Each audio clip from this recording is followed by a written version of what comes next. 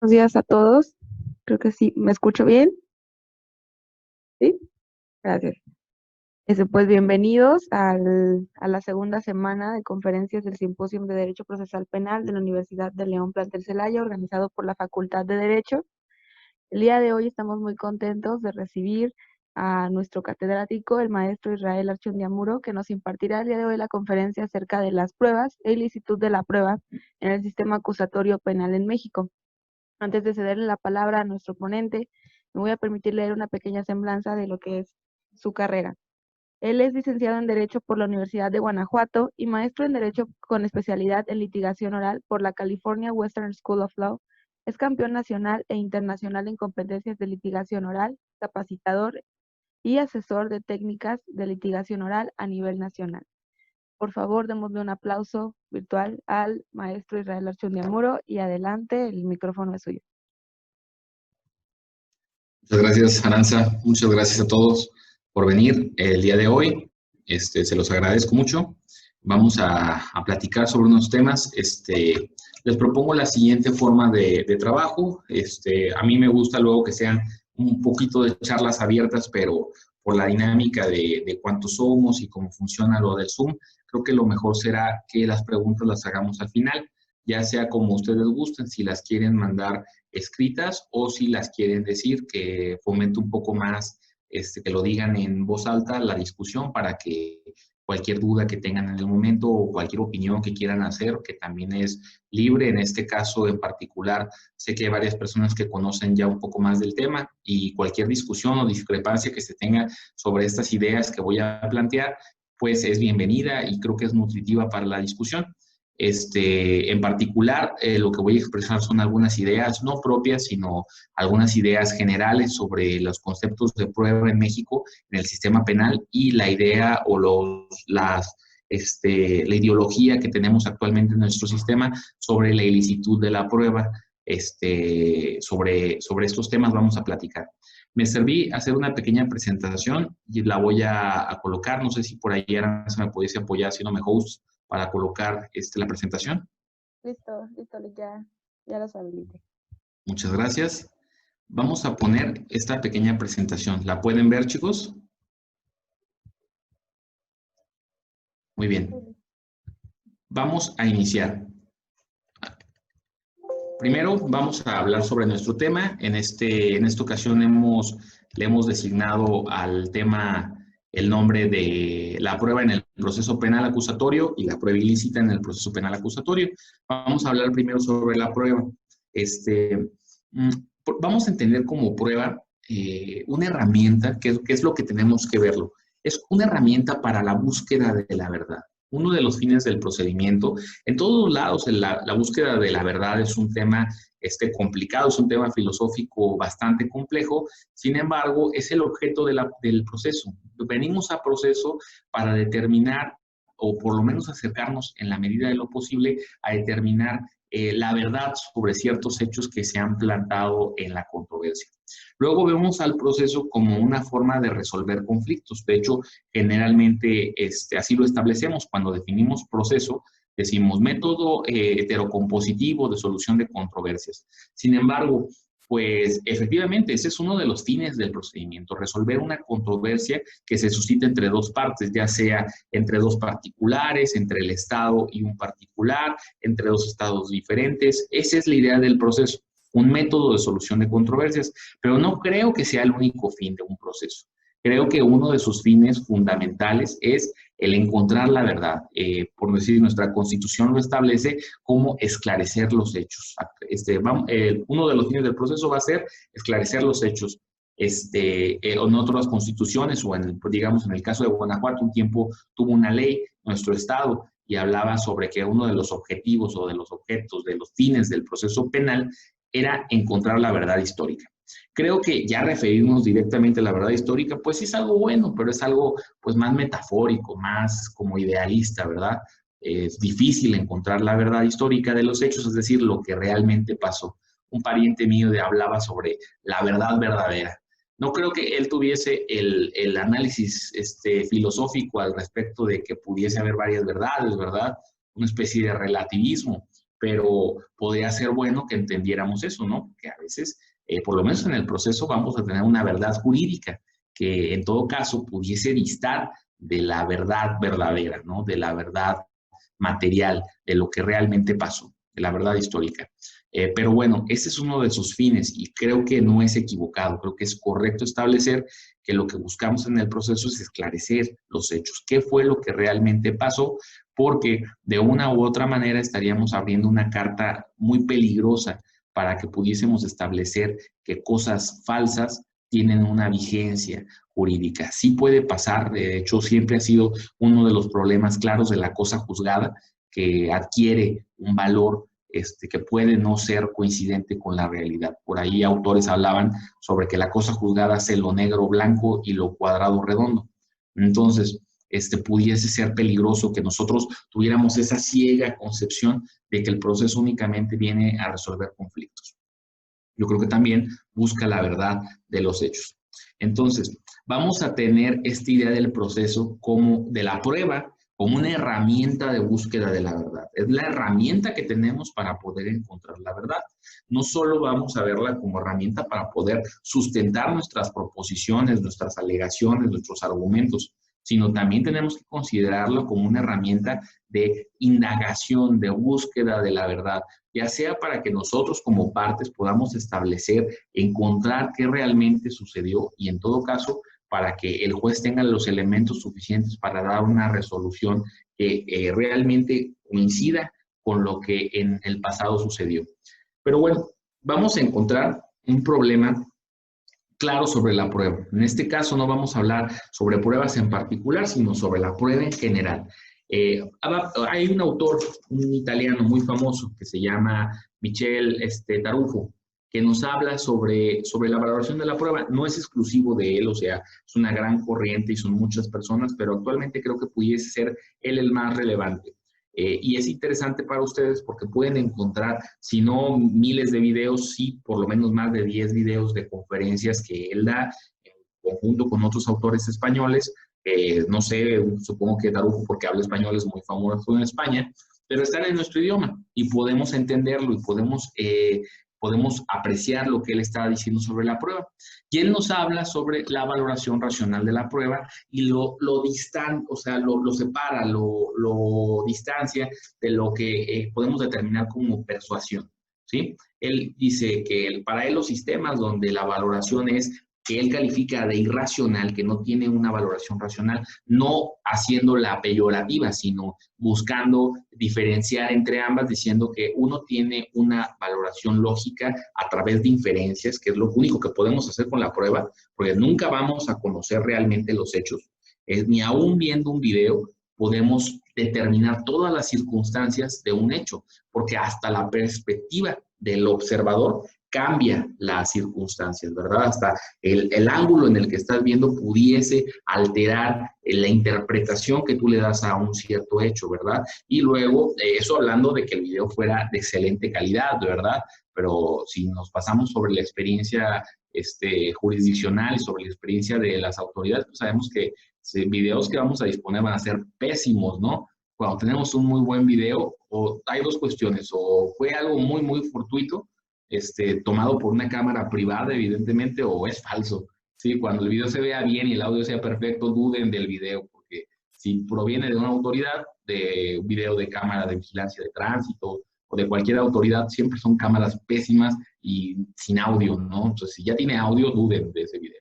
Pero bueno, tenemos este problema. Dice que esa es una valoración racional, la que se hace a través de ese silogismo, de esas inferencias lógicas, y que la otra valoración que realizan de otro tipo, sobre todo órganos como los jurados, es una valoración irracional, porque no podemos encontrar una lógica racional, o si la tiene o no, el problema es que no la podemos hallar, ¿sí? Sobre la toma de decisión. Y les voy a hablar sobre estas dos formas de resolver, ¿verdad? Nosotros estamos acostumbrados en el sistema latino, en el sistema de derecho de civil law, al que el juez sea quien tome la resolución, ¿verdad? La sentencia contenida, que contenga el veredicto. Pero no es la única forma de que se tomen la decisión, de que se resuelva. El sistema anglosajón, el sistema del common law, establece una forma diversa de resolver las controversias, que sería a través de la resolución que emite un jurado. No me voy a meter mucho a diferencias entre, por decir, el sistema acusatorio y el sistema inquisitivo, que es más propio de los sistemas del civil law, pero sí les voy a narrar sobre un poco sobre el jurado, ¿no? El jurado es un órgano que es más afín a, bueno, casi totalmente afín a los sistemas del sistema del common law, que son los que rigen Inglaterra y los Estados Unidos, y lo que se establece es que son personas del pueblo las que dictan el veredicto. Se dice que el jurado resuelve sobre los hechos y el juez sobre el derecho. Entonces, en un juicio donde el jurado sea quien va a asumir la resolución, pues son estas 12 personas las que van a tomar una valoración y le llaman como valoración integral, como valoración, como si fuera valoración de tajo de la prueba. Es decir, que entre ellos discuten la prueba, posteriormente al desahogo, la presentación de toda la prueba de las partes, en privado discuten y toman una resolución. Dependiendo del sistema, puede ser unánime, por decir, si estamos hablando del sistema criminal de los Estados Unidos, tiene que ser unánime. Si no se toma una decisión unánime, se tiene que reponer el juicio, le llaman jurado dividido, o en todo caso en el sistema civil norteamericano, no necesita ser unánime, solo tiene que ser por mayoría dependiendo del caso. Ahí tendríamos que meternos a ser casuísticos y no ese es el caso, no es la finalidad, sino solo que se entienda. Entonces, pero el jurado no determina la pena, el jurado solo dice culpable o inocente, tiene esas dos opciones, pero no emite una sentencia razonada, o sea, no vamos a encontrar un escrito donde cada jurado nos diga qué fue lo que motivó a la toma de su resolución. Sabemos que son gente, son legos, son gente del pueblo que únicamente va a dar su voto sobre si es culpable o es inocente una persona. Es el juez, posteriormente, ya en base a esa resolución, es culpable de homicidio, quien va a determinar cuál es la pena, según la ley y según la jurisprudencia aplicable al caso. Entonces, a este sistema, Tarufo lo denomina, te digo, no peyorativamente, sino porque no se basa en un documento o en un instrumento que nos permita que nosotros podamos reproducir las razones que el juez o que el jurado ha tomado en cuenta para poder dictar su veredicto, por eso lo identifica como un sistema irracional. Y el otro sistema, el basado en el principio de legalidad, donde los actos de autoridad tienen que ser fundados y motivados y generalmente por escrito o por algún medio que nos permita la reproducción del pensamiento o de las ideaciones del juez, a ese sistema le llama de valoración racional de las pruebas. Muy bien, entonces tenemos esta diferencia entre quién va a ser quien va a tomar la decisión. ¿Va a ser un jurado o va a ser un juez? En el sistema mexicano no tenemos el sistema de jurado. De hecho, yo sería de las personas que pensaría que no estamos listos. Tal vez no sería muy conveniente, porque realmente el sistema de jurado es un sistema complejo. Pensamos en 12 personas, pero no inician siendo 12 personas. Dependiendo del estado, pueden ser 200 personas. Y va a haber un procedimiento donde van a irse excluyendo de uno por uno las partes. En esta idea adversarial van a ir teniendo posibilidades de excluir a jurados que quieran ser seleccionados por la otra parte, donde el juez también tendrá una injerencia para excluirlos, de tal manera que podamos encontrar esas 12 personas y algunos reemplazos. Generalmente se establecen otras 2 personas más por si alguien se muere, porque la gente se muere, la gente se asusta y hay que reemplazarlo. Imagínense hacer esto a medio juicio, pues implica reponer todo el juicio, ¿verdad? Pero si hay ahí algún suplente no va a haber ningún problema. Entonces, es un sistema muy costoso. Y entenderán, si empezamos con 200 personas y lo vamos reduciendo hasta 12, pues va a ser muy, muy costoso, va a ser muy tardado, ¿sí? El procedimiento es tardado en todos lados, eso es un hecho. Pero de que es tardado por esta razón, pues sí lo hace bastante tardado. Y por otro lado, no quiero despreciar a México, sobre todo somos mexicanos y no creo que sea lo más correcto menospreciarnos, pero no sé si como pueblo estamos suficientemente educados para tomar ese tipo de resoluciones, ¿sí? En lo general me preocuparía ese tema. Pero bueno, tiene sus ventajas el sistema de jurado, por decir, muchas personas que yo conozco, todos en Estados Unidos están de acuerdo en que el sistema por jurado es perfecto, porque realmente es perfecto, no como sistema de valoración de la prueba, pero sí como sistema político, ¿sí? Sí como control político, porque al final quien toma la resolución es el pueblo.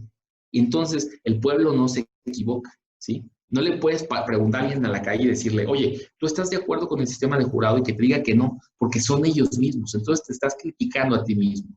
Y siempre la crítica al sistema de jurado viene de personas muy calificadas, viene de autores, viene de tratadistas, viene de doctores, pero pues son poquitos y están allá arriba y ya saben, quién sabe quiénes son, nadie los pela, los conoce, se conocen entre ellos en su casa, pero el pueblo en general está de acuerdo con el sistema de jurado y le quita mucho costo político al Estado, el sistema de jurado, porque la resolución mala, la resolución errada, la condena equivocada, ya saben, el inocente en la cárcel, pues no fue el Estado quien lo mandó para allá, no fue, sí fue el Estado, pero no fue el gobierno, sino fue ni el legislativo, no fue ni el ejecutivo, ni fue el judicial, sino fue el propio pueblo, fue el jurado.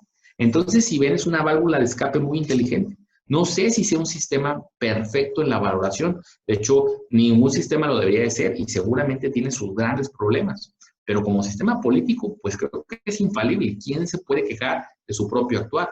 Entonces, te equivocaste, tú pueblo, no nos equivocamos nosotros, gobierno. Y esa es una de las críticas que se realiza, ¿verdad? Dicen que es una forma de lavarse las manos por parte de la justicia, el dejarle al pueblo esta resolución. Pero en el sistema donde un juez es quien toma la resolución, que es como el sistema mexicano, quien establece, no solo decide sobre el derecho, sino decide sobre los hechos, si pasaron o no pasaron, si están suficientemente probados o no están suficientemente probados, es el juez. Entonces, pues aquí el costo político se lo lleva el propio Estado, ¿verdad? Porque este juez es un funcionario del Poder Judicial, que es parte del gobierno, ¿verdad? Entonces, si una persona inocente esté en la cárcel, pues es el gobierno, el Poder Judicial, quien cometió un error. Entonces no se puede lavar las manos. Más moral, me parece más moral eso que lavarnos las manos y dejarle al pueblo que resuelva, pero pues trae costos políticos muy graves, poca popularidad generalmente para el Poder Judicial, ¿verdad? Entonces tenemos esta balanza donde podemos ver la valoración de la prueba. Sin embargo, para mí, cuando Tarufo habla sobre la valoración racional, dice, a mí lo que no sea valoración racional no es para mí, se aparta de eso. Es una crítica válida la que yo hago, no creo que sea una crítica irrespetuosa, no creo que tampoco nunca vaya a ver este video, solo creo que tiene un error en considerar o en totalmente quitarse la idea de que el juez también es un ser humano, ¿sí?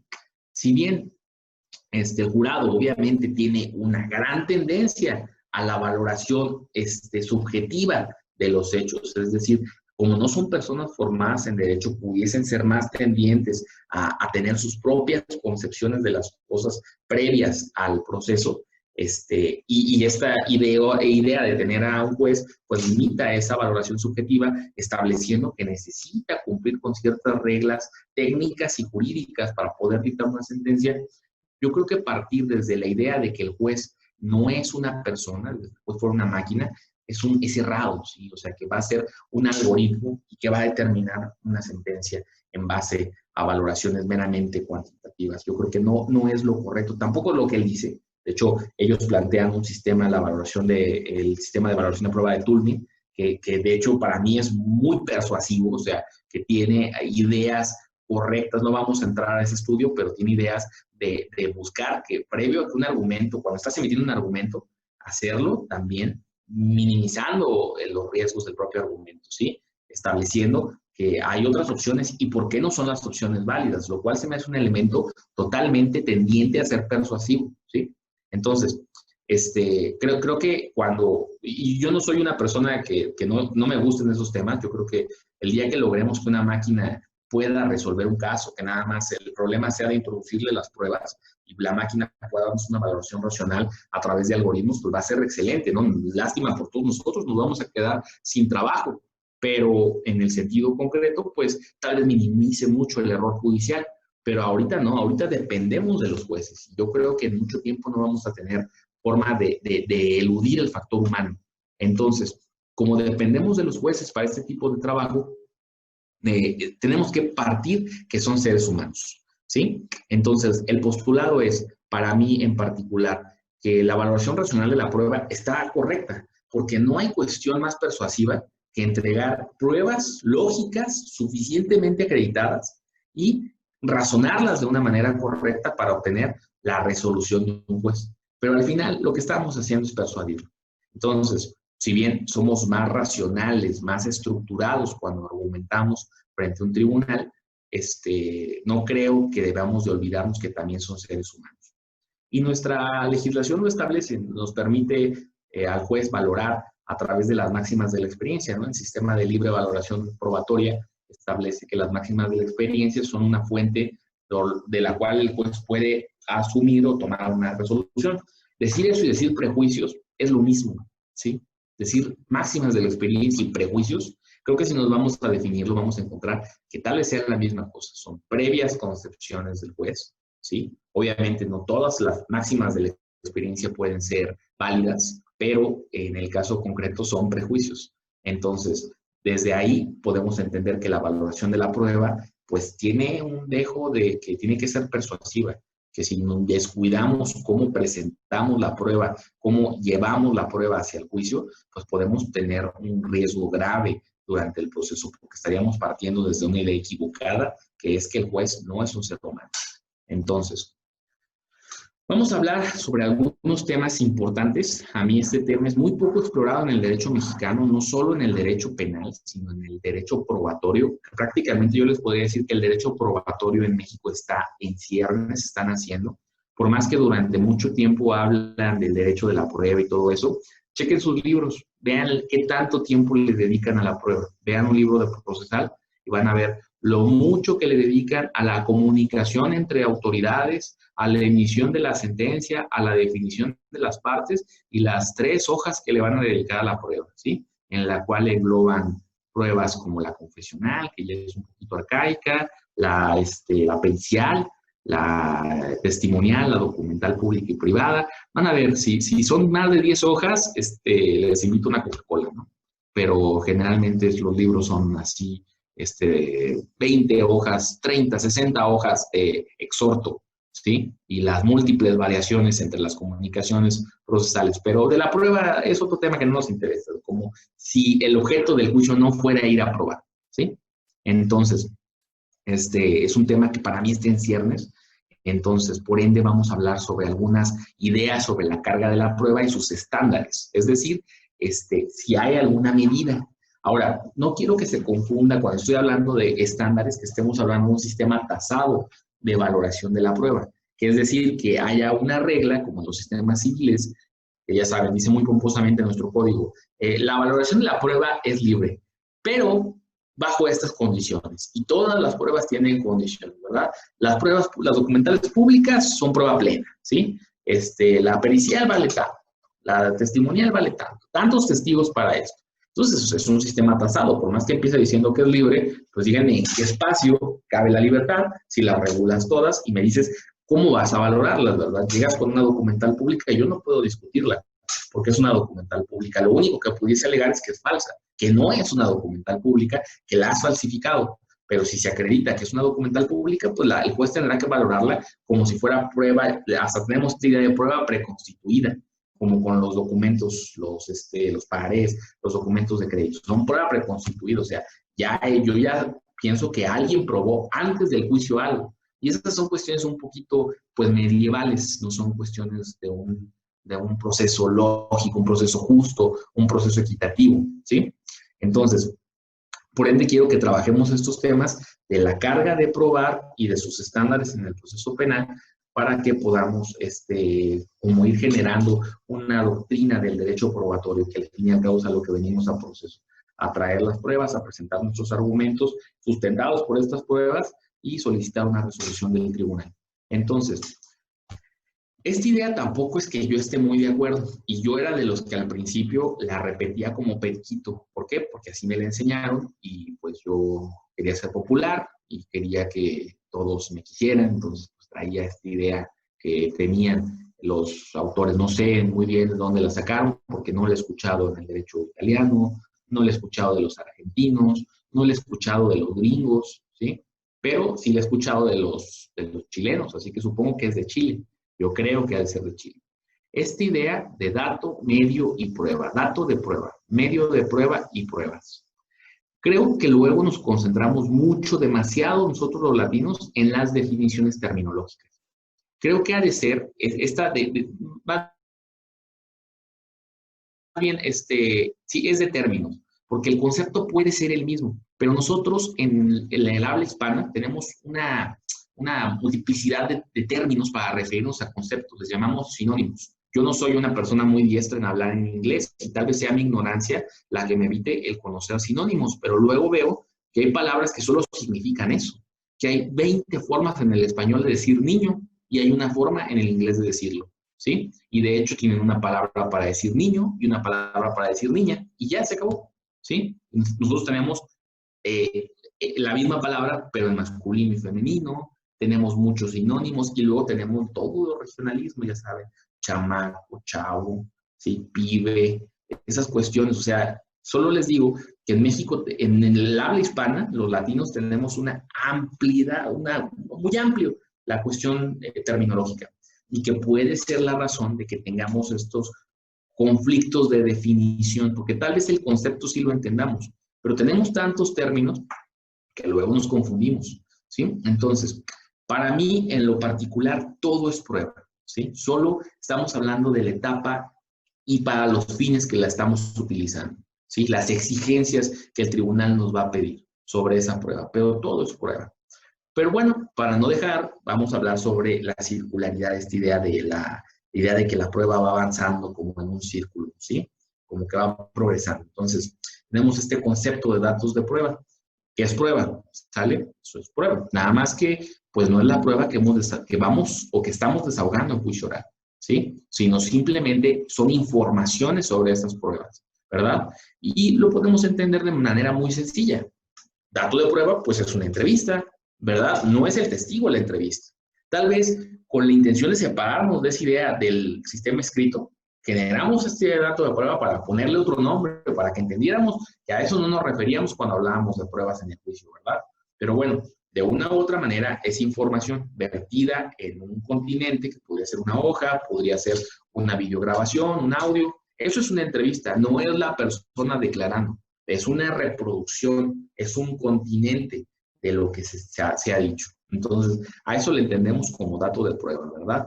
Todas estos indicios que pueden ser también evidencia, pueden ser también, pueden ser videos, audios, lo que sea. Y generalmente van a ser documentos, deposiciones, entrevistas, ¿sí? Pero bueno, de igual manera, en esto vamos a englobar también, dependiendo de cómo le estemos tratando, pero a la evidencia material. No, es que la evidencia material es una cosa muy distinta. Bueno, ¿dónde de esto cabe?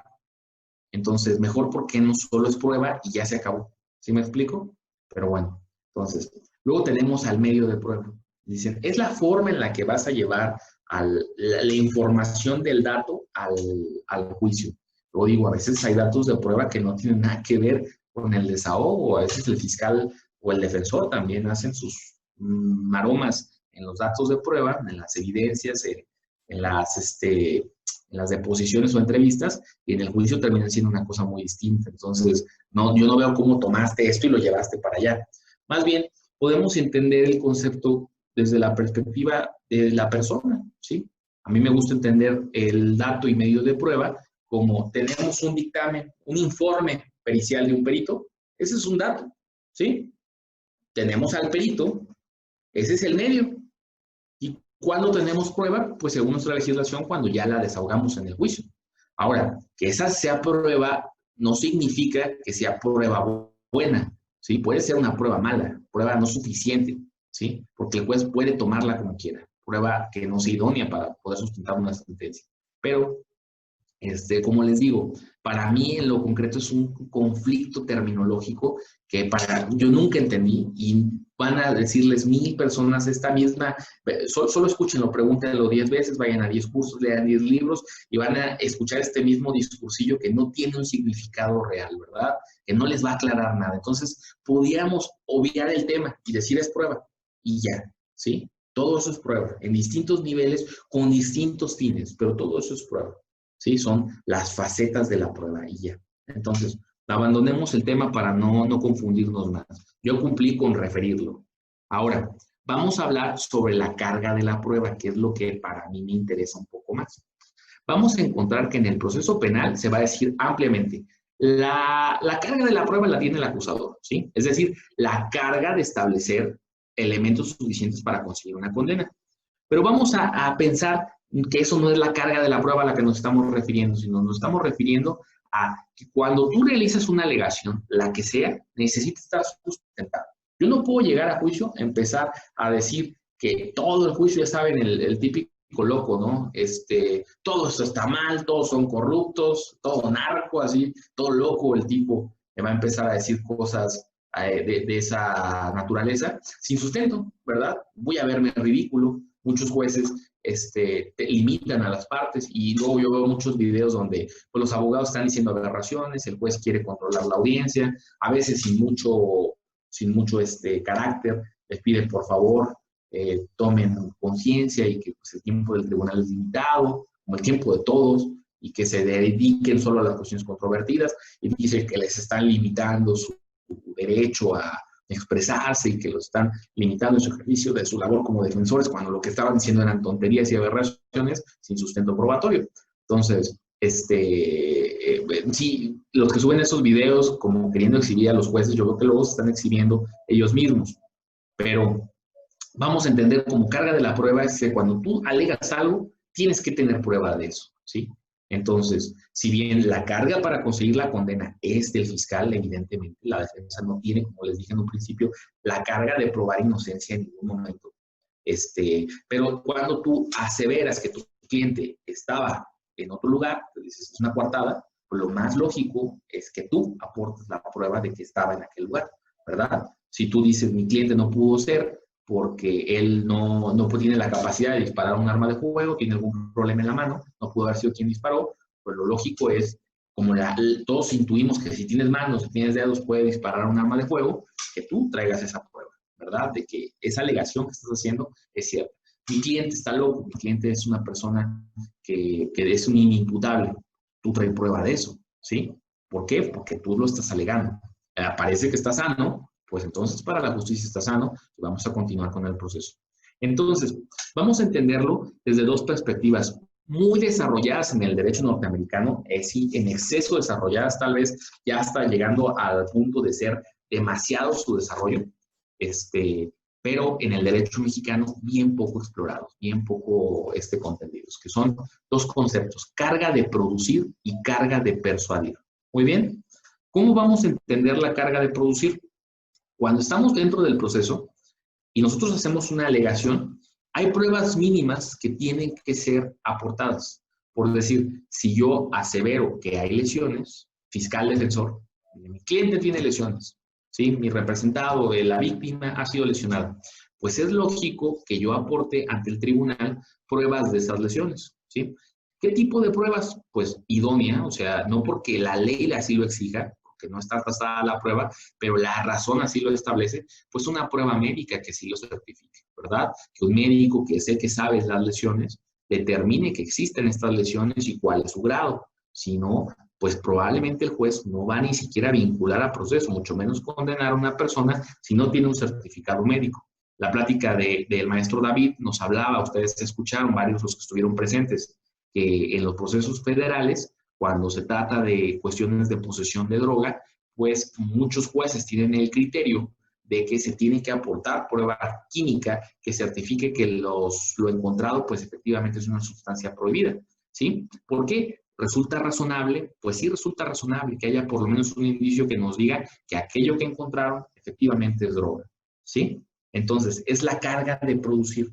Si no cumplimos con la carga de producir esos estándares mínimos para poder instar, para poder iniciar, pues resulta un poco necio que el juez no reciba una causa, ¿verdad?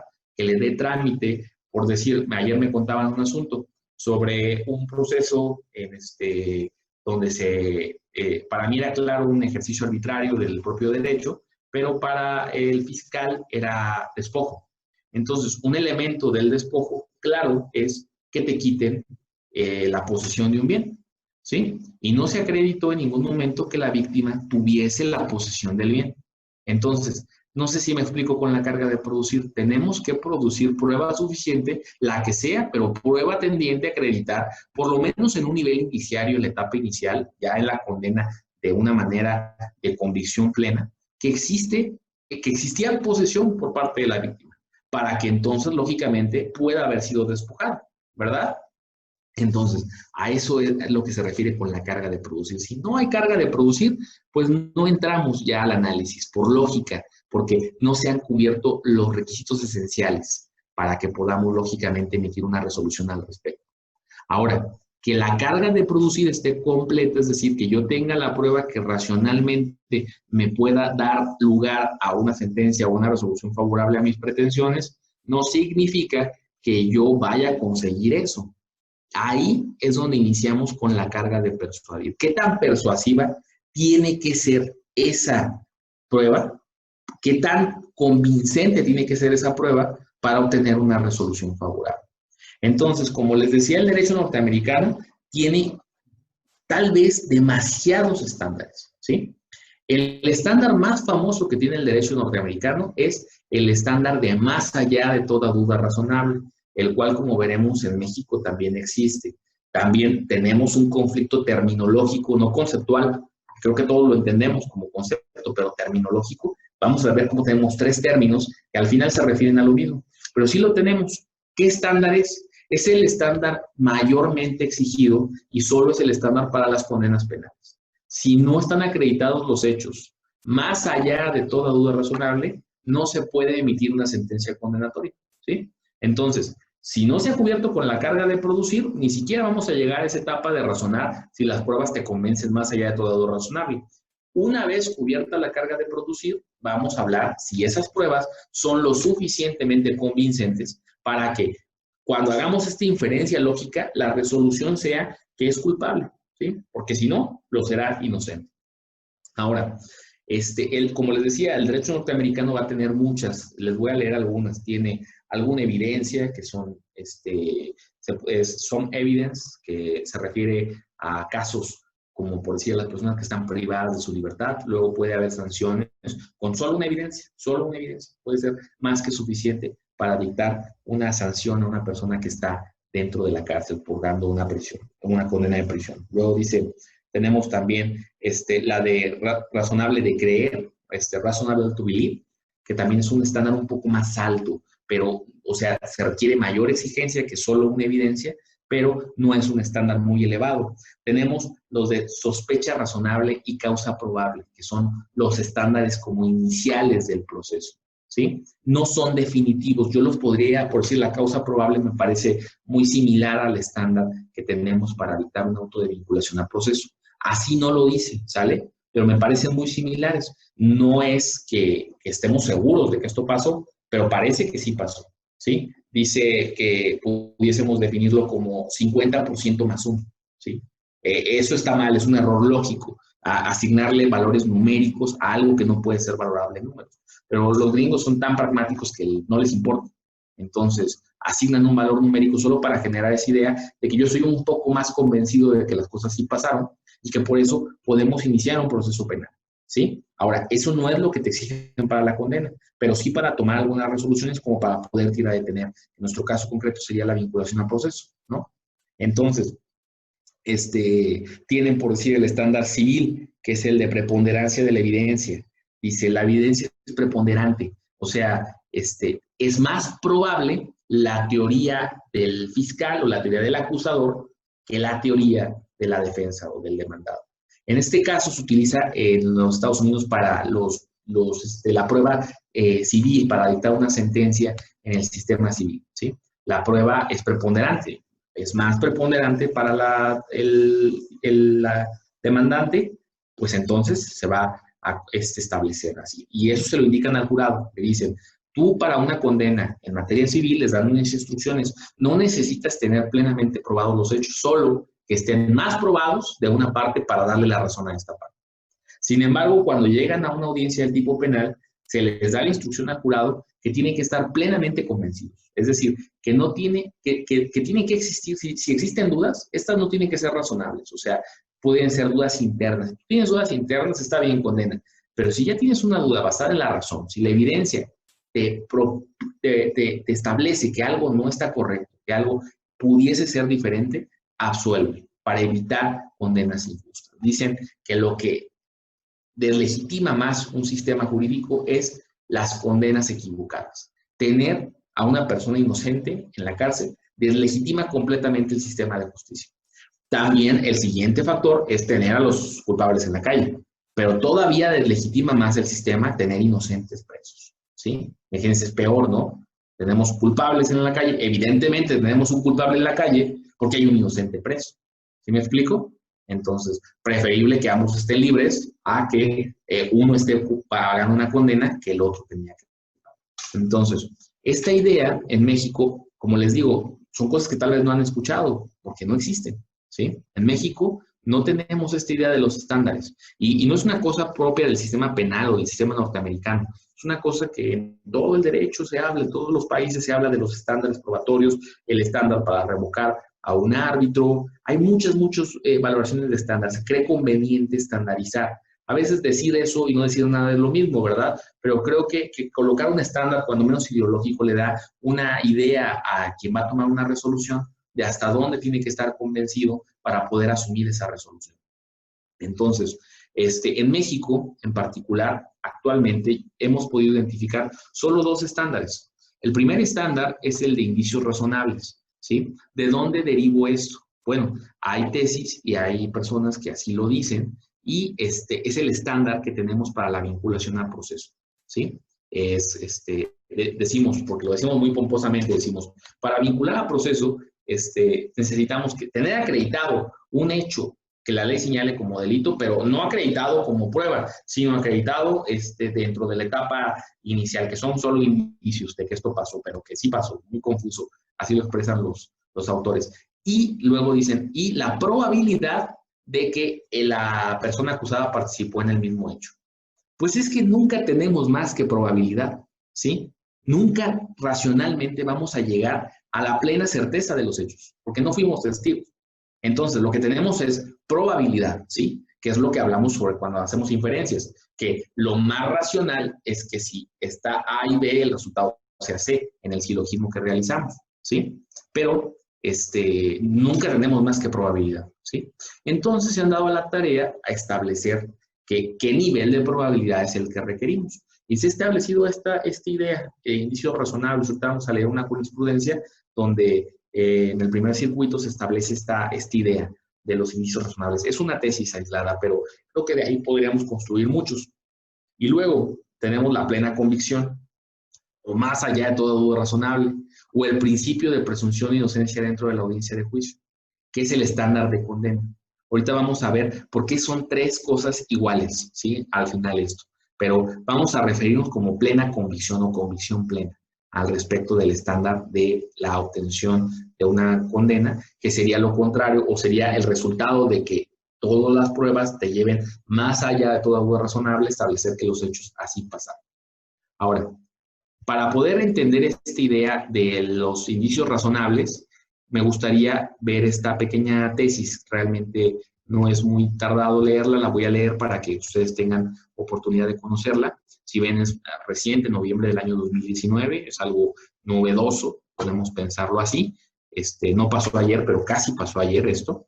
Es una tesis aislada del primer circuito, creo que este es el primero, pero bueno, voy a leerla. Dice, auto de vinculación a proceso. Para su dictado, no se requiere que los datos de prueba que existen en la carpeta de investigación se perfeccionen para que adquieran el carácter de indicios razonables y sean susceptibles de adquirir valor demostrativo.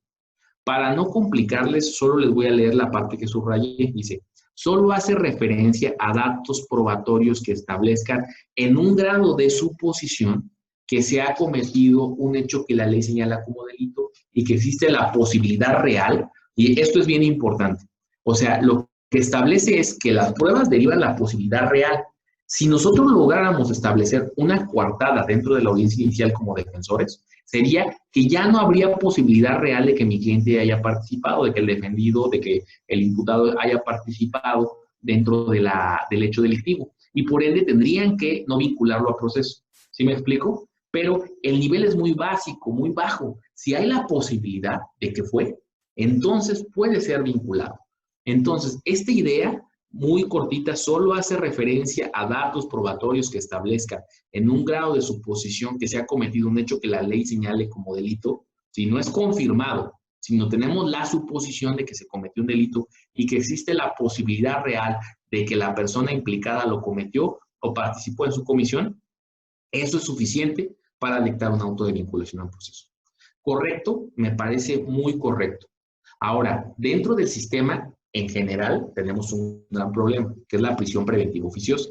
Es decir, el estándar, si ustedes se dan cuenta, es un estándar muy simple, muy básico, ¿sí? Yo nada más tengo que tener indicios razonables que con un simple ejercicio muy a priori, ¿sí? Me determinen que se cometió un delito y que exista la posibilidad real de a quien se lo estoy enderezando lo haya cometido.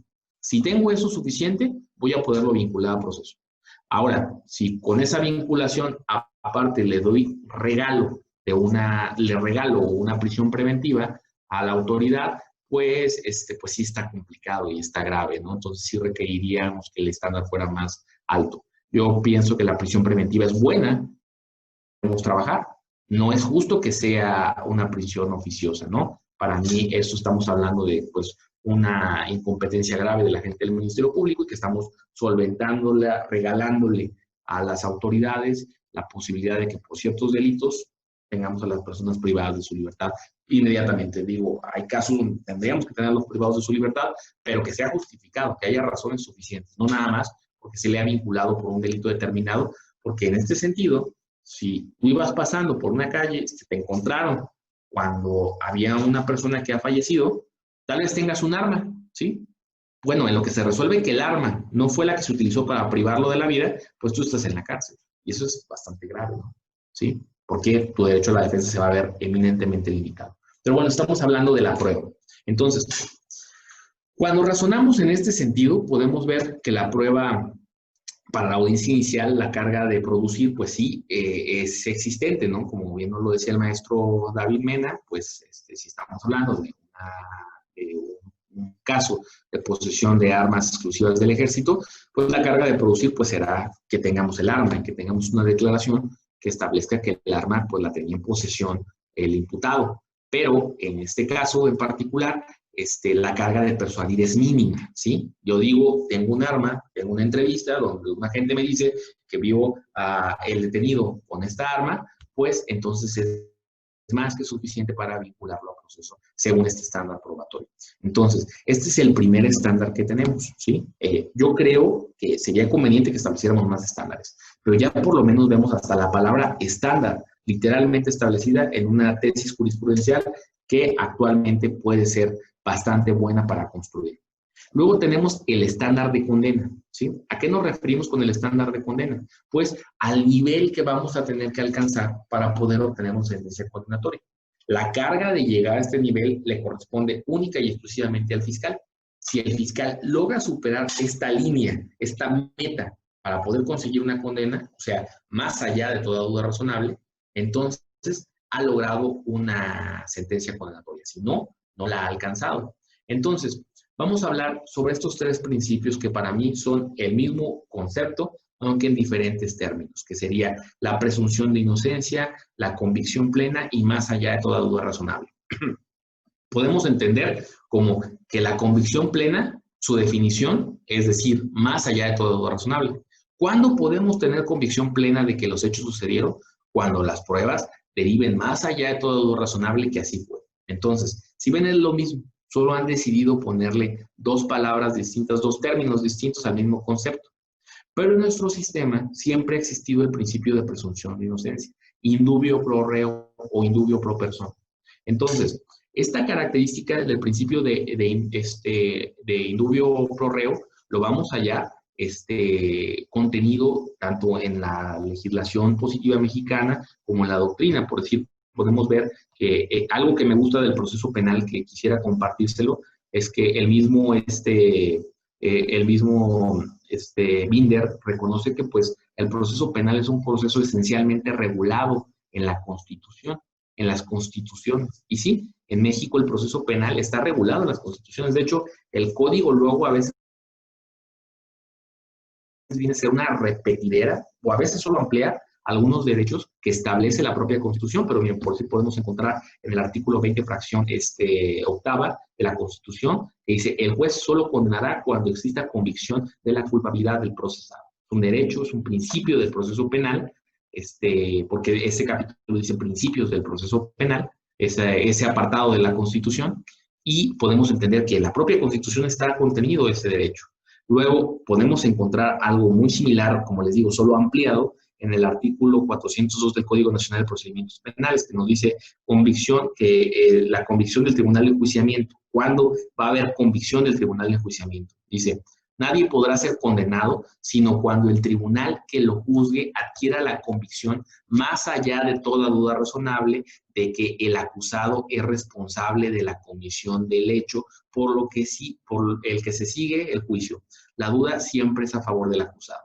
Entonces, ¿es derecho vigente? Claro que es derecho vigente, está contenido en estos dos órganos, en la Constitución, innegable, y en el Código Nacional de Procedimientos Penales. Así que podemos entender sin ninguna duda cuál es el estándar, ¿verdad? Más allá de toda duda razonable, que es en sí el principio de presunción de inocencia. Si no se logra romper el principio de presunción de inocencia, que se rompería cuando llegamos más arriba de la duda, ¿sí? Cuando sobrepasamos la duda razonable, pues entonces lo que obtenemos es una sentencia absolutoria, ¿verdad? Sí, un fallo donde se absuelve de la culpabilidad a la persona que está siendo procesada. Entonces, si ven, el conflicto para mí es un conflicto de términos, no de conceptos, porque el concepto siempre lo hemos tenido, lo teníamos antes del sistema acusatorio de justicia, lo seguimos teniendo ahorita, solo quiero que entendamos que son tres facetas o tres formas de expresarnos sobre lo mismo, que es un estándar, ¿sí? Ahora, la presunción de inocencia no solo es un estándar, vamos a verlo en esta jurisprudencia. Lo podemos entender como un estándar probatorio o como una regla de comportamiento de las autoridades. ¿A qué me refiero? A un derecho humano, ¿sí? Le llaman poliédrico, es decir, que tiene varias aristas. Voy a regresar. Dicen, el principio de presunción de inocencia es un derecho que puede clasificarse poliédrico, en el sentido de que tiene múltiples manifestaciones o vertientes relacionadas con garantías encaminadas a regular distintos aspectos del proceso penal. Una de estas vertientes es manifiesta como estándar de prueba o regla de juicio. La otra es como regla de comportamiento general. Le dice a la autoridad, en todo momento, compórtate hacia los ciudadanos como si fueran inocentes, en tanto no hay una sentencia condenatoria, ¿verdad? Le pide que no te exhiba, que no realice actos contradictorios, porque la prisión preventiva o oficiosa parece una cuestión de violación al principio de presunción de inocencia, pero bueno, la regla general es compórtate hacia los ciudadanos como si fueran inocentes hasta que no haya una sentencia que establezca que son culpables. Esa es la regla general de comportamiento, que lo podemos entender como un derecho humano de los ciudadanos. Pero ya para el acusado dentro de la audiencia de juicio... Buenos días. Hola, buenos días. ¿Qué pasó? No veo quién es la persona que tiene el micrófono encendido. No me aparece nadie más que usted. Hola.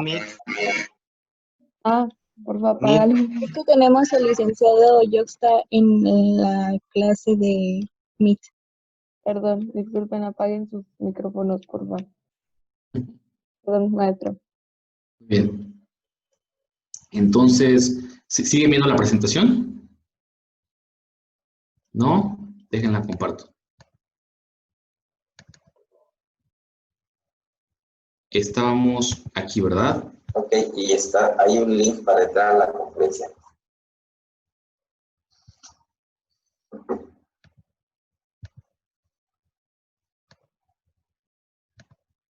Ok. Voy a apagar el micrófono para que no se... Bueno, Es que es usted el que tiene el micrófono encendido y sigue en nuestra clase de los niños. Sí. Ok, soy yo. Entonces me salgo. Ya está. Muy bien. Ay, yo era el problema. Muy bien. Entonces seguimos con nuestra charla.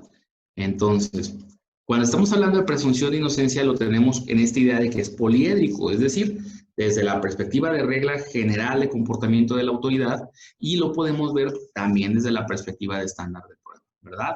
Dice, es un estándar de prueba o regla de juicio en la medida de que este derecho establece una norma que ordena a los jueces la absolución de los inculpados cuando durante el proceso no se haya aportado prueba de cargo suficiente para acreditar la existencia del delito y la responsabilidad de la persona. Entonces, para no hacerlo más tardado, podemos definir al principio de presunción de inocencia como este estándar, que al fin y al cabo se refleja como sinónimo de duda más allá de toda duda razonable. O sea, si no acreditas más allá de toda duda razonable que establecería la plena convicción, lo que tienes es el principio de presunción de inocencia incólume. No destruiste el principio de presunción de inocencia y por ende tienes que absolver. Y si ven, es echarle mucha crema a los tacos para definir lo mismo, ¿verdad? Es un estándar. De esta línea para acá, condenatoria. De esta línea para acá, absolutoria. Sé que no resuelve todos los problemas, pero por lo menos tenemos ya un estándar, una línea. Por ahí es donde podemos plantear nosotros nuestras ideas al respecto de la prueba, ¿verdad? Hacia dónde tenemos que llevarlas. Actualmente solo tendríamos esos dos estándares en el derecho penal. No conozco más de estándares. La construcción tanto en nuestro país como en los Estados Unidos aparentemente es meramente jurisprudencial. Entonces, quisiera que la jurisprudencia fuera más amplia para poder ir definiendo estos términos, estos estándares. Porque, digo, hablando de dos cuestiones fundamentales, la vinculación a proceso y la condena. Pero cuando hablamos sobre exclusión de prueba ilícita, cuando hablamos de concesión de medidas cautelares, hay muchos actos que tal vez requirieran un cierto estándar. Por decir, se ha dado mucho que ha habido sobreseimientos de las causas por insuficiencia de las pruebas, donde los jueces de control dicen es que es totalmente innecesaria una audiencia de juicio cuando el fiscal no consiguió pruebas suficientes para lograr una condena. Entonces vamos a sobreseer el asunto, ¿sí? ¿Qué estándar requeriría para eso? ¿Hasta dónde llegaría la convicción de que esas pruebas no son suficientes? ¿Sí? Entonces, me interesa el tema, pero es algo que no les puedo definir porque no está absolutamente definido. Solo les puedo recomendar que podemos ver hacia el derecho norteamericano y ver su amplia construcción sobre estándares para dos cuestiones. Tomar lo que sea útil y eliminar lo que no sea correcto, lo que les esté ocasionando problemas, porque también esta gran cantidad de estándares les ocasiona problemas, ¿sí? Están muy atados, ¿sí? Pero podemos evitarlo teniendo estándares fijos, estándares claros, que le pueden brindar, por un lado, buenas instrucciones al tribunal para que pueda resolver de manera adecuada, pero por otro, nos brindaría certeza jurídica a nosotros como gobernados. Ese es un gran problema. Ahorita estamos en un sistema de incertidumbre. ¿Quién sabe cómo va a resolver el juez? Eso es bien preocupante para todos, no solo para los clientes, sino para nosotros. Bueno, entonces también vamos a hablar sobre algunas instituciones procesales relativas a la prueba y a la búsqueda de la verdad. Como les dije, la prueba vamos a contemplarla desde la perspectiva de herramienta de búsqueda de la verdad. Primero quiero que establezcan o que vayamos comprendiendo algo que vamos a entender como discovery, ¿sí? Esta es una institución no propia de los sistemas latinos. El sistema del civil law no tiene un discovery, pero el sistema norteamericano lo tiene tanto para el proceso civil como para el proceso penal, desde el common law. A mí me interesa mucho el discovery porque es una institución novedosa y creo que es una herramienta que establece una equidad procesal, ¿sí? Primero, hay que entender que la Fiscalía tiene un gran poder. La Fiscalía es el Estado, es un órgano del Estado.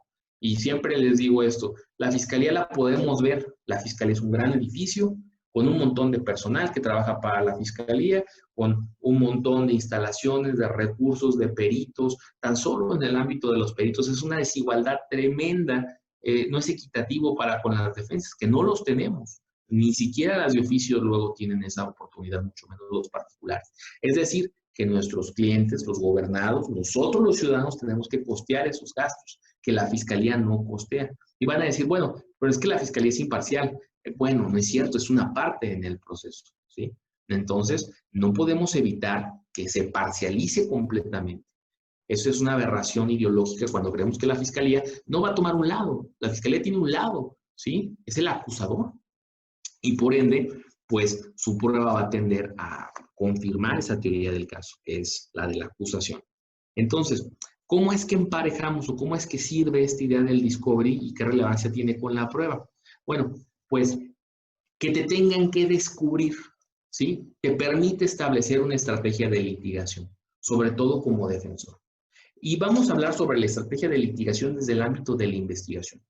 Una investigación es compleja y tiene muchos caminos, ¿sí? Tú no puedes recorrerlos todos materialmente, estás muy limitado en tu tiempo, en tus recursos económicos, ¿sí? Entonces, ¿qué es lo que haces? También lo hace la Fiscalía, solo que con más recursos.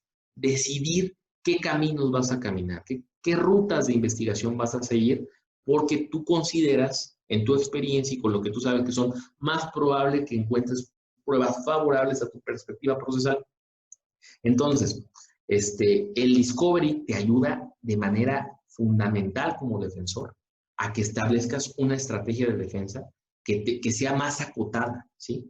¿Por qué? Porque el fiscal tal vez ya ha abierto varias rutas de investigación que tú bien pueden servirte aún solo para descartarlas, aún solo para decir, por aquí no voy a encontrar nada y no voy a caminar ese camino. ¿Y a qué me refiero con el discovery? Van a ver que dentro de nuestro código las reglas procesales establecen varias obligaciones de realizar descubrimiento. Al fiscal se le establece la obligación de descubrir en todo momento. Para la víctima y el asesor jurídico victimal, les tiene que descubrir desde el primer momento de la presentación de la denuncia. Lo que tenga el fiscal, lo que vaya recabando, se lo tiene que descubrir. ¿Cómo es que materialmente se hace este descubrimiento? Pues poniendo constancias en la carpeta de investigación y dejándola a plena disposición de la víctima y su asesor jurídico victimal. Yo encuentro un arma, hago constar que tengo un arma asegurada en la bodega, pongo registro de eso. Si la quieres, pídemela y dime para qué la quieres, pero ya te he descubierto que esta es evidencia. Tengo una entrevista, tengo un testigo, le he levantado una entrevista, le incorporo a la carpeta de investigación y está a tu disposición. Para el imputado, la investigación es secreta, ¿sí? Le secreta la investigación. Pero ¿en qué momento se puede realizar este descubrimiento? Una vez que hay un acto de molestia concreto. Este acto de molestia puede ser evidentemente la detención. En la detención, de ahí empieza a tener un derecho a que se le descubra la evidencia que hay en su contra, ¿verdad? Cuando se cumple una orden de detención, una orden de aprehensión, o en el momento en el que se cita con ese carácter. Se te cita que te presentes en las agencias del Ministerio Público con tu defensor porque se sigue una causa penal en tu contra. Entonces, ahí eso es un acto de molestia y ahí tienen que descubrir, ¿sí? Entonces, tú puedes ver la evidencia que tiene el fiscal, pero el fiscal no necesita ver la evidencia que tú tienes. Recuerden, a veces creemos que nosotros los defensores o las personas que se dedican a la defensa tienen que llevar a los testigos a la agencia del Ministerio Público. Se los digo no por una cuestión conceptual, se los digo porque así lo hago. No tienes que llevarle nada. Le llevas si te conviene, ¿sí? Pero tú no le tienes que descubrir tu teoría del caso. Y en todo caso, llevar prueba es irle descubriendo su teoría del caso. El fiscal, como tiene grandes recursos, sí te tiene que descubrir a ti, ¿sí? Pero tú no le tienes que descubrir a él. Eso empareja un poquito el juego, ¿no? ¿Sí? Si bien él tiene más recursos que tú no tienes que descubrirle a él y vamos empezando a emparejar este juego desigual en recursos, ¿sí? ¿Cómo lo emparejamos? Mediante los derechos. Entonces, la litigación estratégica se basa completamente en el descubrimiento, ¿sí? Y me refiero desde litigación estratégica hasta determinar qué causas vamos a llevar. Porque la primera valoración de la prueba inevitablemente la hacemos las partes. Yo valoro que mi prueba es totalmente insuficiente para alcanzar un absoluto, es decir, que el fiscal con la prueba que tiene va a alcanzar más allá de todo lo razonable. Desde el principio empiezo a trabajar por una condena diversa o una salida alterna, ¿verdad? Buscando un abreviado, un proceso condicional, cualquier salidas alternas del procedimiento. Voy a buscarlas desde un principio y eso es litigación estratégica, porque sé que tal vez la prueba del fiscal es suficiente, ¿sí? Veo que tal vez haya probabilidad de que yo obtenga prueba que logre destruir la del fiscal o que convenza al juez de que las cosas son distintas, pues el hecho de que me haya descubierto me encamina hacia eso, ¿sí? Si no, sin el descubrimiento no hay esa posibilidad. Entonces el fiscal tiene la obligación de descubrir en todo momento. ¿Cuándo tenemos la obligación las otras partes? Que en todo caso sería la víctima, su asesor jurídico victimal y la defensa, entendido que el imputado pues, no va a llevar prueba por sí solo, ¿verdad? No, sería muy riesgoso y no sería recomendable. Entonces, la defensa. Tenemos que descubrirla hasta la etapa intermedia. O sea, hay términos muy específicos para que nosotros hagamos ese descubrimiento. Pero ni aún el asesor jurídico victimal tiene la obligación de descubrirle la prueba que obtenga el fiscal hasta ese momento procesal. Si no se la descubre en la etapa intermedia, entonces no la podrá utilizar en juicio, ¿sí? Porque no la tendrá por ofrecida. No, necesitas no solo ofrecerla, sino descubrirla. Decirle, yo se la he mostrado al fiscal. ¿Cómo se la mostramos? Igual que él no la muestra. Ellos no la muestran incorporándola en la carpeta de investigación. Nosotros le entregamos una relación de esta prueba y le entregamos aparte tal vez fotocopias y dejamos a su disposición la prueba. El día que la necesite, si la quiere ver en original, puede acudir a nuestras oficinas, así como nosotros acudimos a las suyas en este principio de igualdad. Entonces, no se les olvide Discovery. Esa es una herramienta esencial dentro del proceso para que podamos tener una litigación estratégica, que al fin y al cabo es pues como conseguimos prueba a través de nuestros trabajos de investigación, ¿sí? Luego, el papel del juez en las audiencias del juicio. Es muy importante el papel del juez. El juez tiene amplias facultades de dirección procesal, ¿sí? De dirección de la audiencia, pero no, en el sistema acusatorio no está incluido en la generación de prueba, ¿sale? Esa es una idea bien importante del sistema acusatorio. El juez no produce prueba, no ordena prueba. Y ustedes lo van a ver bien claro. En el sistema civil existe el perito tercero de discordia. Es un perito que nombra el juez y el cual puede determinar el propio juez qué quiere que dictamine el perito, ¿sí? Entonces, si le puede hacer preguntas, si puede pedirle que haga ciertas actividades periciales y él lo nombra, pues entonces él colaboró en la creación de esa prueba. Eso es inquisitivo. En el sistema acusatorio no hay peritos terceros en discordia, son los peritos de las partes. En el sistema acusatorio el juez es pasivo. El juez es un espectador, sí controla, pero como les digo, como un referee, ¿sí? Como una especie de umpire, donde él establece que la prueba, solo el orden de la audiencia y resuelve las controversias de las partes, pero propiamente no estamos hablando de que él genera prueba, de que participa en la generación de la prueba. Ahora, ¿tiene facultades para preguntarle a los testigos para aclarar puntos? Claro que sí. ¿Eso es tendiente al sistema inquisitivo? Sí, pero se me hace una ponderación razonable. Tampoco podemos tener al juez atado de manos, pero de ahí a que él sea partícipe en la producción de prueba, se me hace incorrecto y no va con el sistema acusatorio. Luego, esto lo vemos más desde el ámbito teatral. Luego pensamos que solo es una herramienta teatral, que es una habilidad de los abogados, pero realmente el contraemprendimiento.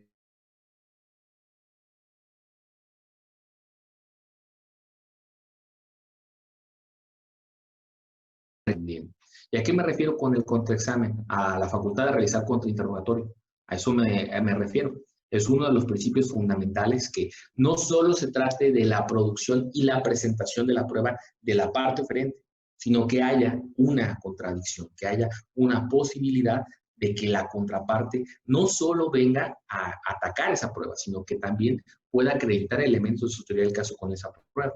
Esto es una ventaja del sistema mexicano. En el sistema norteamericano hay un principio de presentación de la prueba.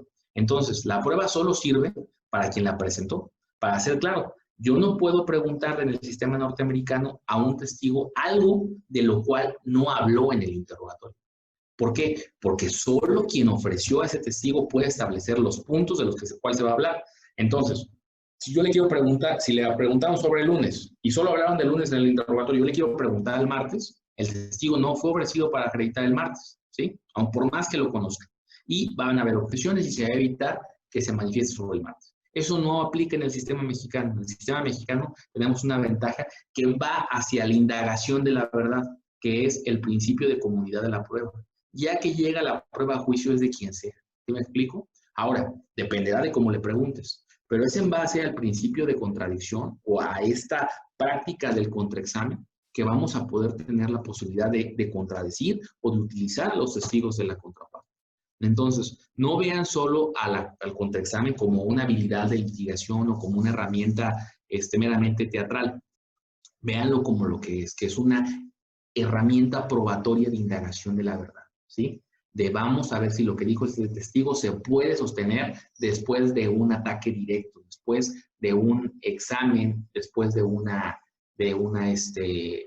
eficiente contradicción por parte de alguien capacitado y habilidoso para eso. Si al final lo que se logra es que el testigo siga manteniendo su dicho en lo esencial, pues decía la verdad. Y si no, pues decía mentira. Sé que hay miles de críticas a este respecto y son todas muy válidas. Evidentemente, se abusa por parte de los abogados de la herramienta del contrainterrogatorio, pero creo que bien hecho puede denotar también las falencias de una autoridad. Por decir, en el caso de los policías, los testigos que son policías, pues a veces es evidente que realmente no conocen nada. Y cuando se les cuestiona, se evidencia eso. Sin esa oportunidad del contrainterrogatorio, puede que el juez, en su faceta de ser un ser humano, pueda decir, no, yo le creo al policía.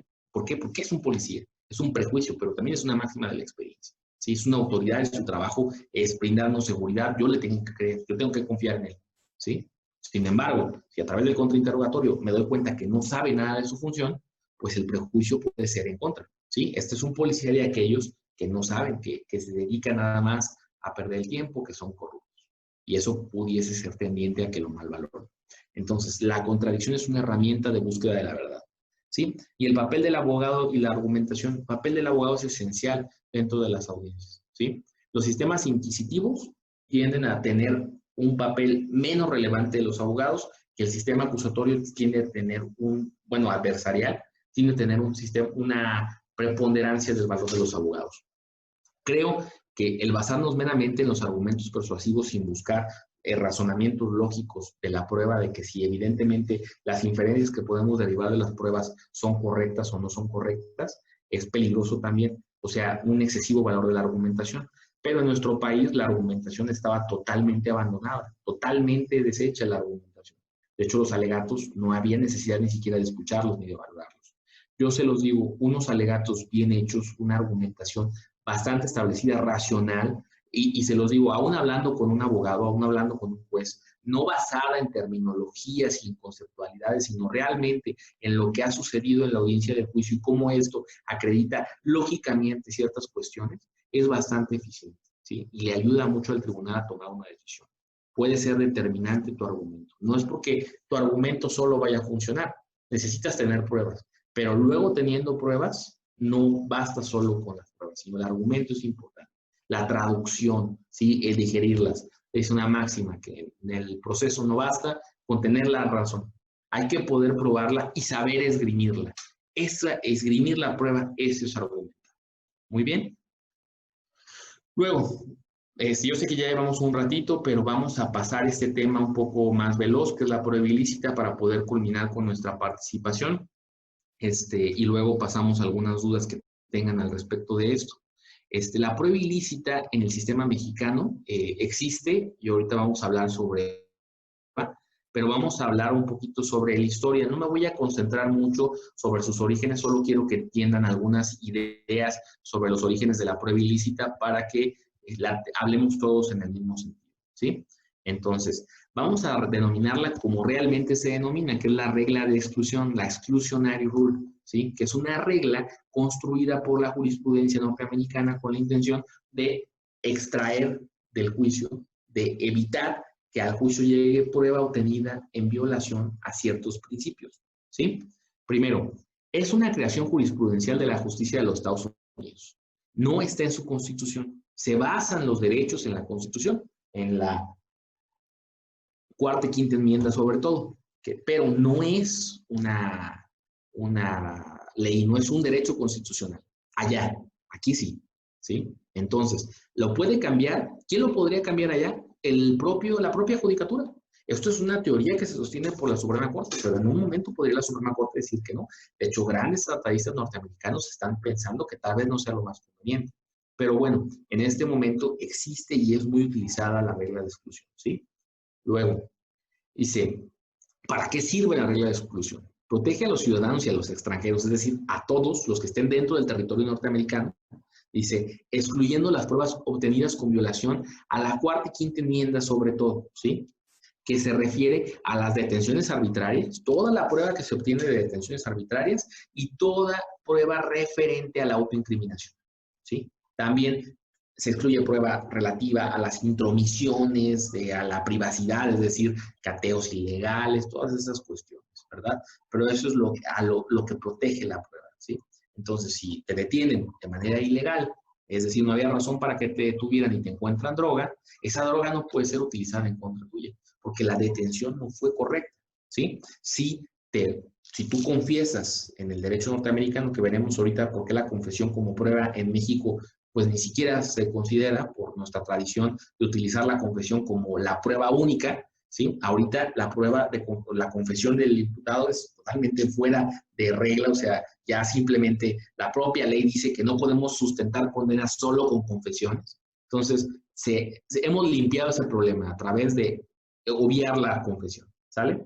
Pero bueno, entonces, pero si, digamos, si a una persona se confesara haber cometido un crimen y no se le ha informado que tenía derecho antes a consultar a un abogado, los famosos derechos Miranda, pues entonces esa prueba va a ser excluida. Pero aquí hay una diferencia fundamental de la ideología norteamericana a la ideología que nosotros tenemos.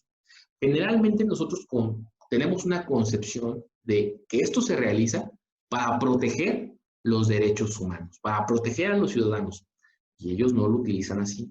Ellos lo utilizan para proteger al Estado, ¿sale? Para proteger al gobierno.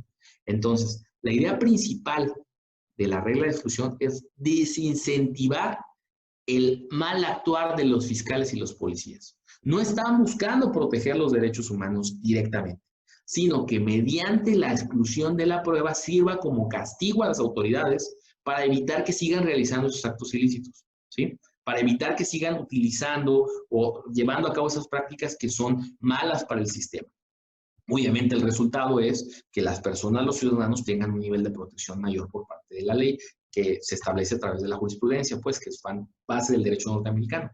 Pero en concreto no están buscando proteger a las personas, sino están buscando desincentivar la mala acción policial y del Ministerio Público, de la Fiscalía. Es decir, es una política pública, ¿sí? Una política pública disuasiva. Así la vamos a poder definir. Y por último, no solo se excluye la prueba ilícita, ¿sí? Sino también aquella que es derivada de la prueba ilícita. Y esto lo han escuchado muchas veces con la doctrina del fruto del árbol envenenado, ¿verdad? Si yo tengo una prueba que obtuve ilícitamente y de esa derivó otra, por más que esta parezca lícita, si viene directa de esta, entonces también es ilícita, ¿sí?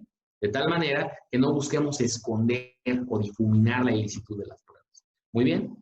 Bueno, esto a principios del siglo pasado fue lo que se generó durante los años 20 y durante los años 30, pero luego vino un proceso de ponderación y de limitación de la regla de exclusión. En los 70 hubo una gran limitación. Yo pongo esta imagen así como que se abre la cadena, como que se abre la puerta para la entrada de la prueba ilícita en ciertos casos. Estos son muy comunes, tampoco vamos a entrar a hablar mucho sobre estos. Pero es el descubrimiento inevitable, la fuente independiente, el nexo atenuado y la buena fe de la autoridad. El descubrimiento inevitable se establece con que, a pesar de que la autoridad haya obtenido ilícitamente la prueba, si logra establecer de una manera lógica, racional y suficiente que de todos modos le iba a obtener, ¿sí?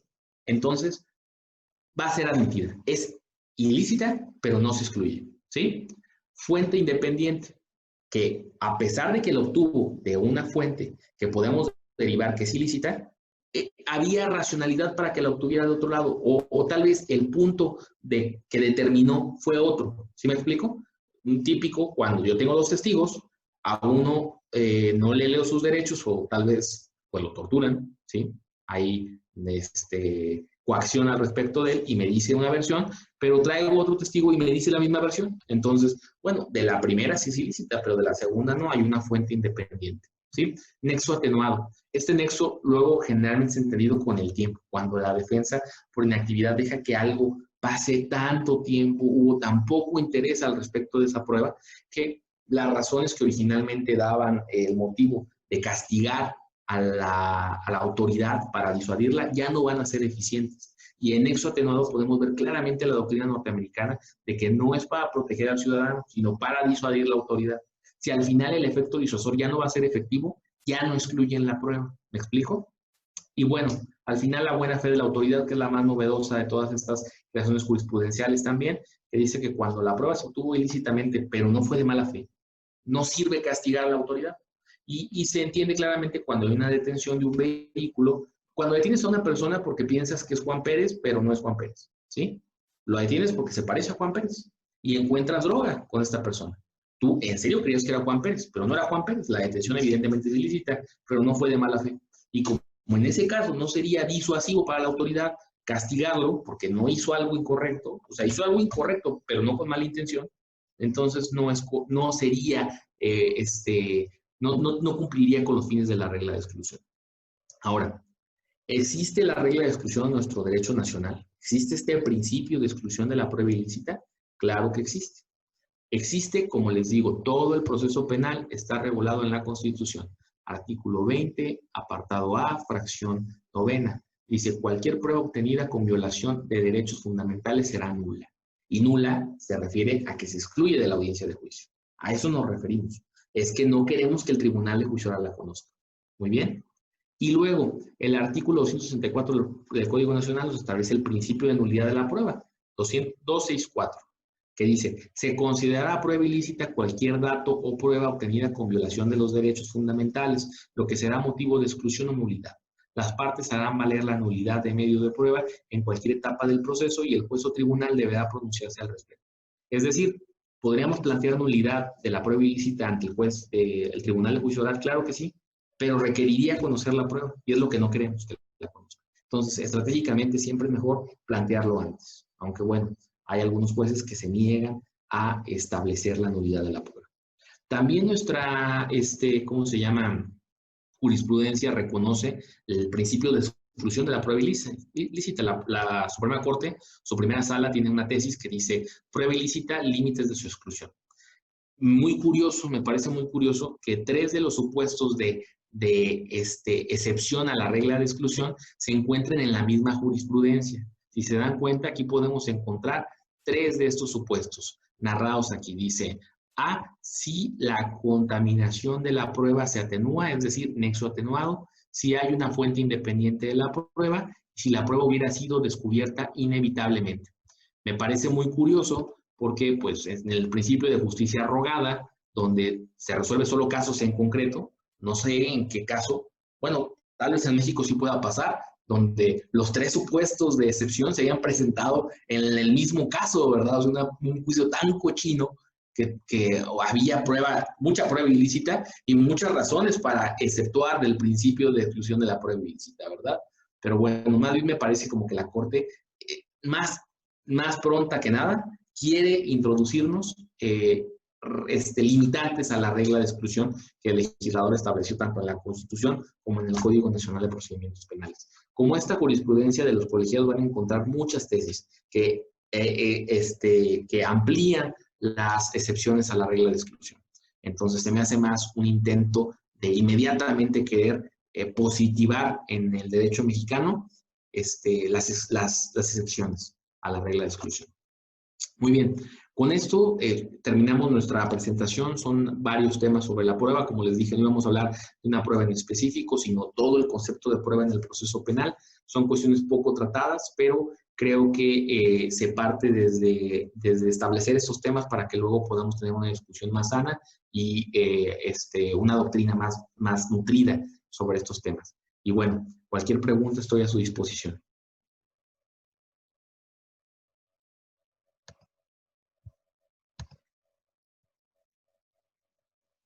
Los chicos, recuerden, gracias maestro, recuerden que pueden hacer sus preguntas a través del chat o levantando su manita. Tenemos una pregunta de Pavel Juárez.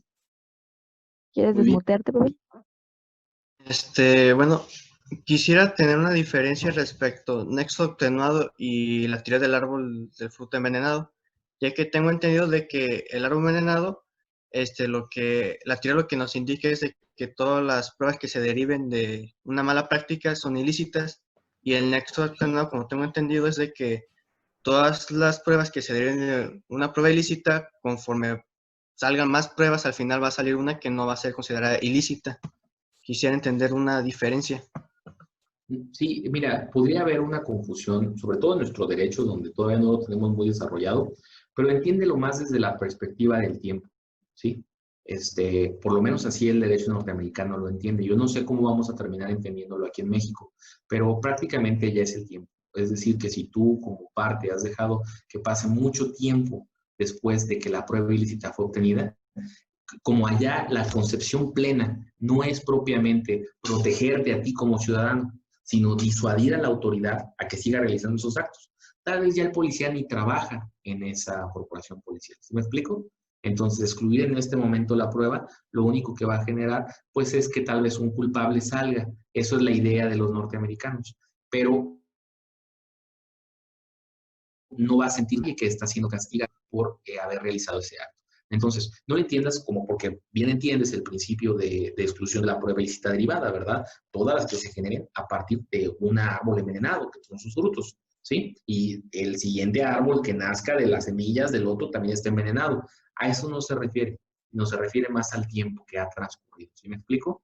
Entonces, aquí en vez de que el tiempo pudra, el tiempo como que madura. Vamos a pensar que es como un vino, ¿no? Aquí entre más tiempo pasa, pues más buena se vuelve la prueba. Pero esa es la idea norteamericana.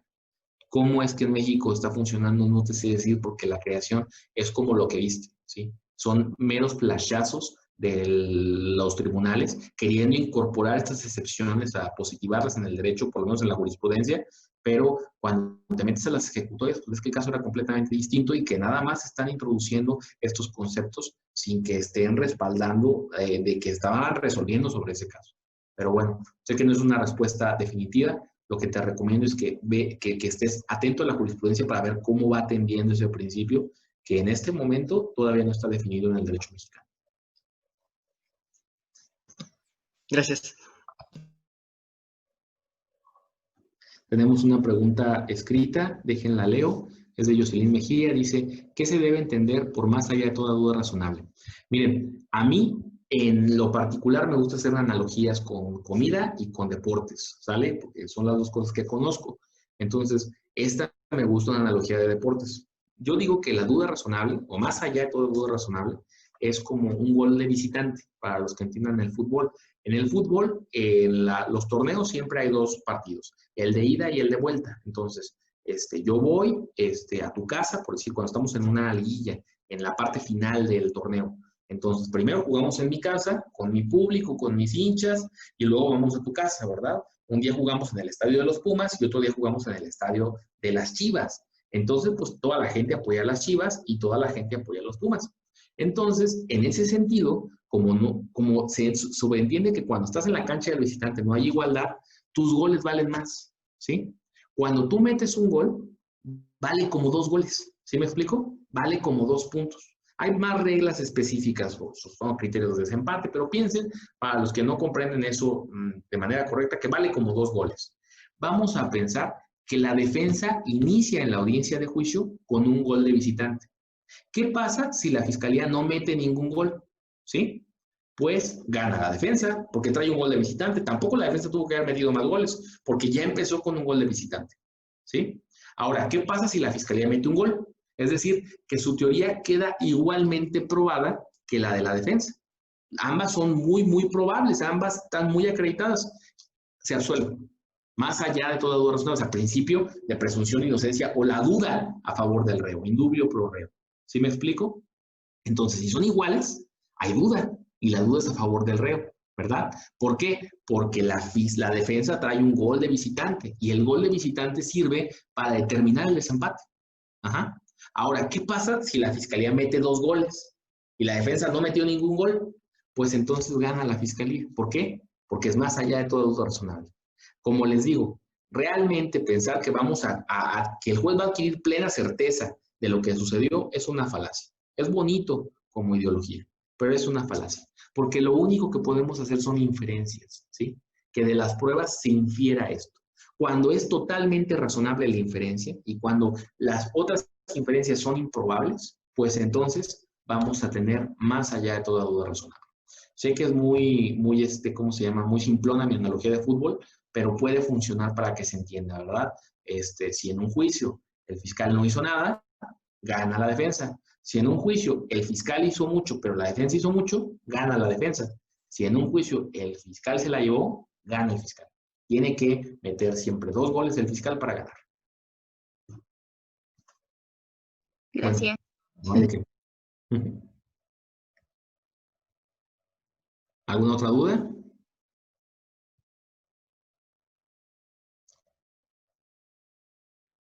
Creo que no. Yo tengo una pregunta. Muy bien, muy bien. Dila, por favor. Una vez que admiten una prueba ilícita, o sea, que logran que se admita, ¿se puede tumbar después?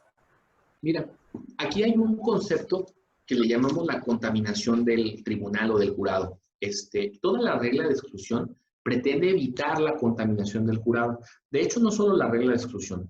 Los norteamericanos tienen todo un código que les llaman reglas de evidencia que evita que entre mucha prueba que para los gringos es muy ruidosa. Un ejemplo claro, la prueba de oídas, el hearing, o sea, el haber escuchado. Ellos sí tienen muchas excepciones donde se puede permitir, pero la regla general es que tú no puedes ir a hablar de lo que te dijo, por decir, Ilse es la testigo, y yo escuché que Ilse dijo, yo no puedo ir a hablar de lo que Ilse me dijo.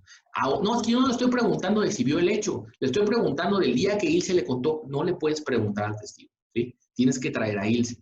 Si Ilse existe, si Ilse no ha fallecido, no está fuera del país, o sea, no hay excepciones que permitan que entonces yo venga a narrar lo que Ilse dijo, trae a Ilse. O justifica por qué no puedes traer a Ilse. ¿Sí me explico? Entonces, ellos buscan excluir eso.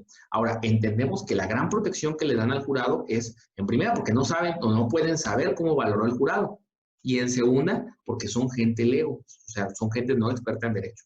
Ahora, esa excesiva protección es necesaria en el sistema mexicano, no, porque el juez no es un ¿cómo se llama? Una persona no docta en el derecho. Pero aún así, les digo que partir como que el juez fuera una máquina aplicadora de leyes, el terminator de las leyes, es un error, ¿sí? Necesitamos pensar que tiene un factor humano. Entonces, la idea de la exclusión, para mí en lo particular, es evitar que estas pruebas contaminadas lleguen a la audiencia de juicio, porque si no, no tiene razón de ser la existencia de los jueces de control. Están ahí para que una autoridad ajena a quien va a tomar la decisión, quien va a dictar la sentencia, pueda conocer del proceso y que si se contamina o no, no nos interese. O sea, estamos dando por hecho que la podemos regar dentro del procedimiento, pero ponemos mecanismos para corregir esos errores de tal manera que no trasciendan en la sentencia. Entonces, cuando tú te encuentras en la perspectiva de decir, ¿qué es lo que prefiero? ¿Prefiero que el juez no conozca de la prueba o prefiero que la conozca y reconozca que es ilícita? Prefiero que no la conozca. Si no la conoce, no hay valoración a ese respecto. Y es lo que buscaría en sí el sistema, que las pruebas ilícitas no lleguen. Y te digo muy concretamente sobre esto. Imagínate que, ¿cómo se llama? Que se acusa a una persona de violación, ¿ok? La policía le toma el celular y encuentra una imagen, dice, tú violaste a un menor de edad, a una menor de edad. A Juan, bueno, no, aquí Juan es un nombre muy genérico. A Eustaquio lo acusan de violar a un menor de edad, a una menor de edad. Entonces la policía entra a su casa ilegalmente y toma su teléfono ilegalmente y se mete al teléfono y encuentra una foto de Eustaquio desnudo, ¿sale? Del niño que supuestamente violó a Eustaquio, ¿sale? O la niña. Eso definitivamente no concluye que la violó, ¿sale? Y fue totalmente ilícito, ¿sí? Pero la pregunta es, si se la muestras a un juez, ¿crees que se le va a olvidar? No se le va a olvidar, ¿sí me explico?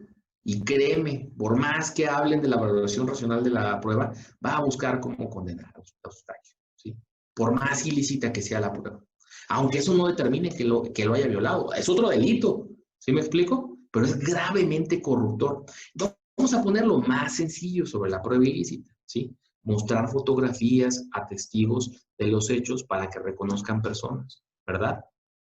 Así ya se te queda grabado. Tú le pones a esa persona que supuestamente identificaste la cara de la fotografía, ¿sí? Entonces, sí se puede contaminar, se pueden contaminar los testigos, se puede contaminar el juez. Hay que evitarlo en la mayor medida. Entonces, si tú tienes la posibilidad de excluir la prueba, intenta excluirla, intenta que no llegue a la audiencia de juicio. Ahora, si llega a la audiencia de juicio, el juez no puede evitar escucharla. Tan solo para valorar si es ilícito o no, tiene que escucharla. ¿Sí me explico?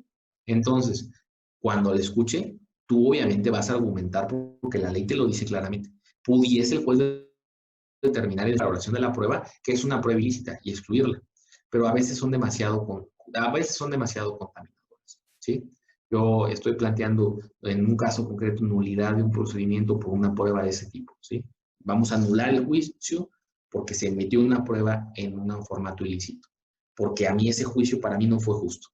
¿Por qué? Porque al fin y al cabo, por más que el juez diga en su sentencia que no tomó en cuenta eso, pues es imposible determinar cuáles eran al final sus percepciones tan más internas al respecto de una prueba ilícita. Entonces, esa es la ideología. ¿Más o menos respondí tu duda? Sí, gracias. No, gracias a ti. También tenemos a Leslie que nos dice, ¿no puede dar un consejo para saber persuadir mejor al juez? Mira, esta idea la tengo muy establecida. Todo es persuasión, ¿sale? Para mí es un error partir desde la idea de que el juez es una máquina que tiene algoritmos en su cabeza y que solo va a resolver como mecánicamente. El día que tengamos máquinas que lo hagan, hemos resuelto el problema de la justicia, ¿sí? Nada más era el problema de las pruebas. ¿Qué pruebas le introduces, verdad? Pero por lo menos el problema de la emisión de una sentencia válida va a estar resuelto. Pero si quieres un consejo sobre cómo persuadir, los pensamientos lógicos, las pruebas racionales, ¿sí? Son bastante persuasivas para un juez. Para nosotros los abogados es muy, muy fácil persuadirte cuando tienes buenas pruebas y buenos argumentos. Te recomiendo que leas el método de argumentación de Toulmin, ¿sí? Se escribe, por aquí lo tengo escrito, se escribe Toulmin, ¿sale? Vas a ver lo complejo, pero menos complejo que el silogismo aristotélico, ¿sale? Entonces, intenta trabajar, intenta ver videos sobre Toulmin porque te da opciones más persuasivas.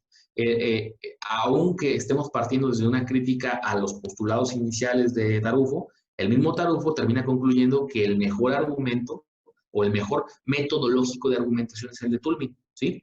De igual manera yo concluyo eso, evidentemente. Creo que cumple con la idea racional de darle una estructura lógica inferencial de las pruebas a los argumentos y del mismo tiempo tiene unos dejitos de argumentación persuasiva, ¿sí? Donde te dice, ¿por qué esto es mejor que aquello? ¿Sí me explico? O sea, nunca vas con un argumento de Toulmin solo con tu proposición, sino estableces cuáles serían las otras posibles y por qué no esas, ¿sale? Lo cual establece que toda argumentación es probabilidad. Todo resultado es probabilidad, es inferencia, porque nunca vamos a encontrar una prueba totalmente conclusiva. ¿Ok? Entonces, leer a Toulmin te va a gustar y no es tan difícil. Sí es dedicarle unos 3, 4 días, pero sí vas a lograr comprender. Gracias. No hay de qué. ¿Alguna otra duda? ¿Alguna otra pregunta? Bueno, entonces creo que damos por terminada la charla, a menos de que haya alguna otra. ¿No, verdad? Creo que son todas las preguntas por el día de hoy. Bueno, maestro, pues nada más que agradecerle por las palabras que nos brindó el día de hoy. En nombre de todos los alumnos, estamos muy contentos de que, además de esta ponencia, sea nuestro catedrático, muy contento de tenerlos aquí en este foro el día de hoy. Y a continuación, el director de nuestra Facultad de Derecho, el licenciado Felipe Zárate, le dará unas palabras.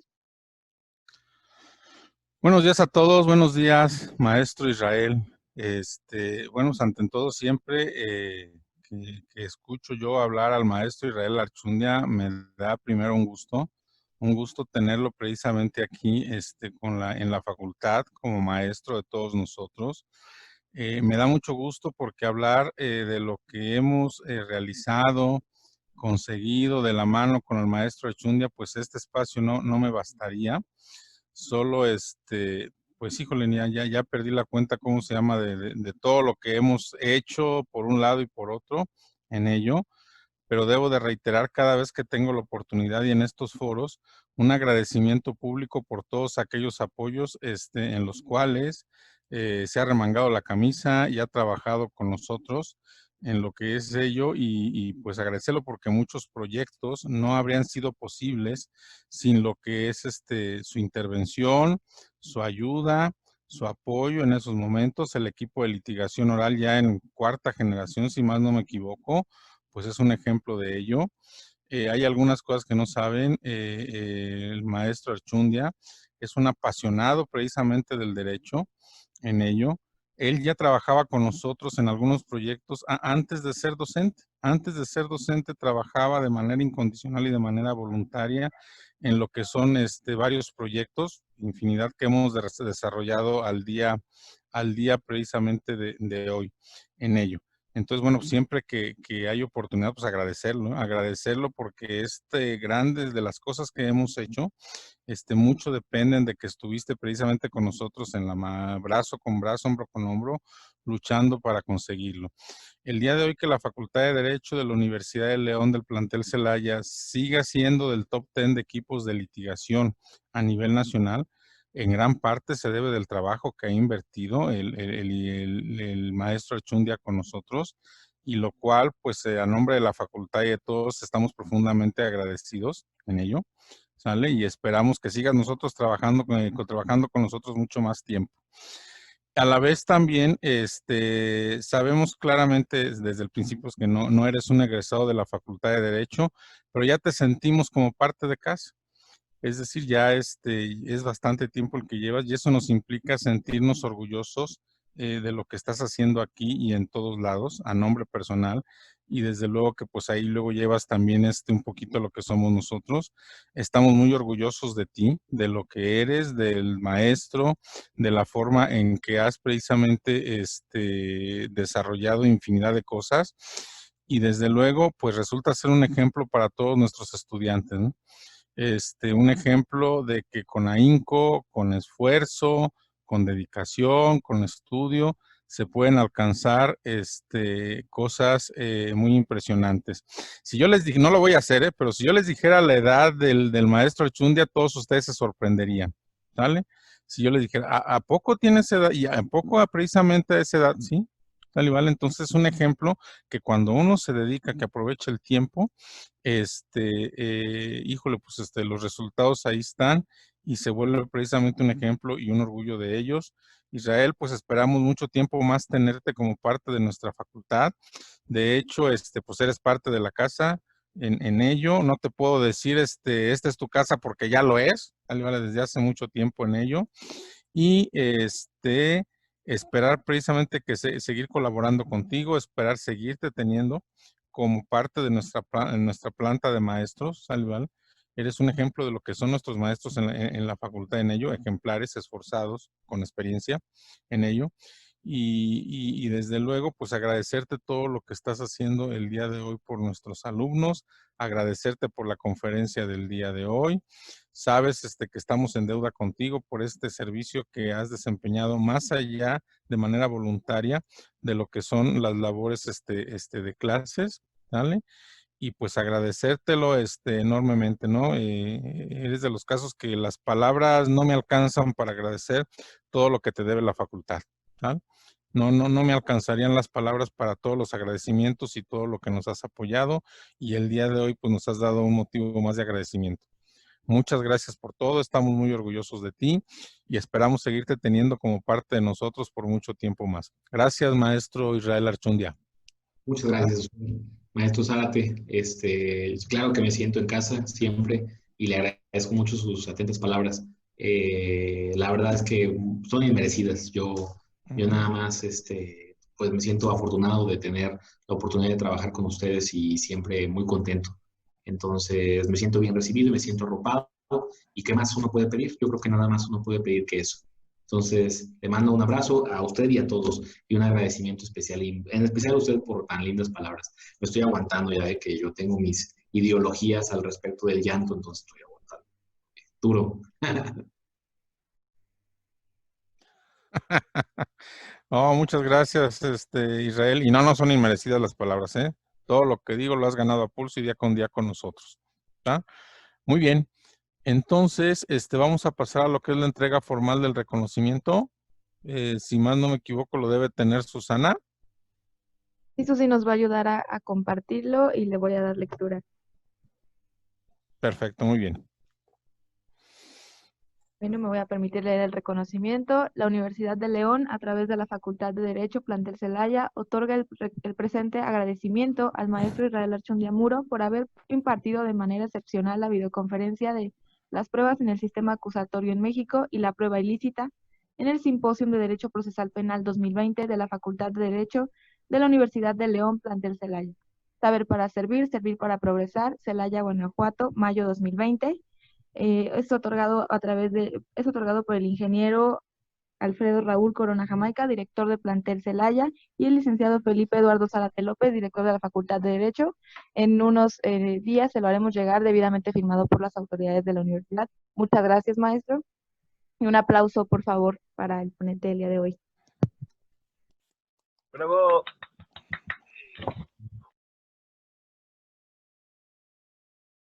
Gracias, chicos. Muy bien. Pues otra vez agradecer al maestro Archundia, que nos haya dado precisamente cómo se llama esta excelente plática de ello.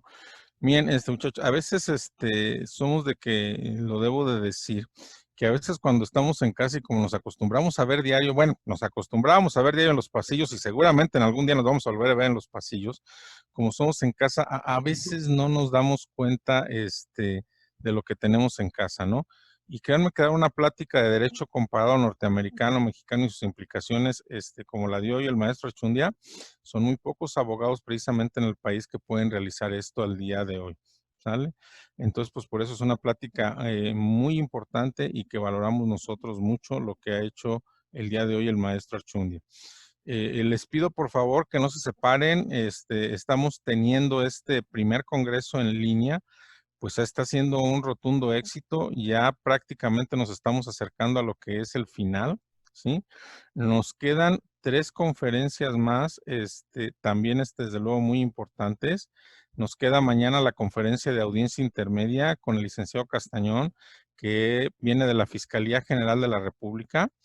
Tenemos la de audiencia de juicio oral con la juez penal de San Miguel Allende, ¿sale? Vale, que también es una conferencia muy importante, y cerraremos con broche de oro para que lo vayan ahí anotando en su agenda, también con una conferencia de sistema penal norteamericano que va a impartir la profesora Rachel Cair, que es precisamente pues, abogada defensora en San Diego, California, y también docente de California Western School Law y miembro precisamente del Instituto Latinoamericano de Justicia. Entonces, esta será, ya confirmaron, esta será el viernes a las 11 para esperarlos precisamente todos ahí. Y yo les sugiero, bien, esto no es algo que vayamos a hacer cada 8 días ni cada cuatrimestre. Y hay que aprovechar que estas condiciones nos permitieron tener a muchos abogados brillantes. Traten de no perderse las conferencias que faltan, por son oportunidades invaluables que tenemos en estos días. ¿Sale? Bueno, si no hay más, pues nada más, ¿cómo se llama? Despedirlos a todos, desearles que tengan un excelente día, nos seguimos viendo en nuestras actividades normales, y por ahí, que sigan en sus actividades normales. Nos vemos en la próxima conferencia. A todos, muy buenos días, aquí seguimos a sus órdenes. Muchas gracias, maestro Archundia, gracias a todos por lo que es haber asistido a la conferencia del día de hoy, y seguimos en contacto. Que tengan todos excelente día.